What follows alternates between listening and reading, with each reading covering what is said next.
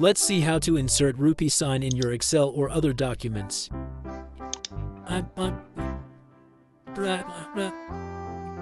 To do this, you need to download your Hindi language from the Windows language settings.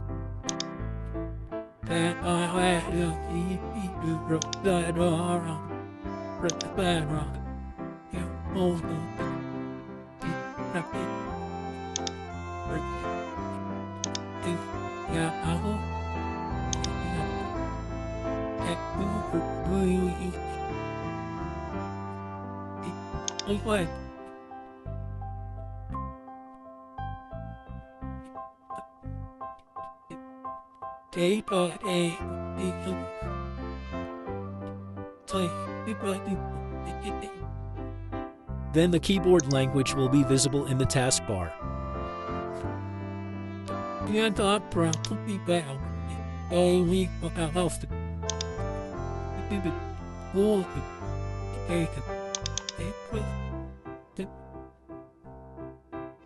Now press Shift+4 from keyboard.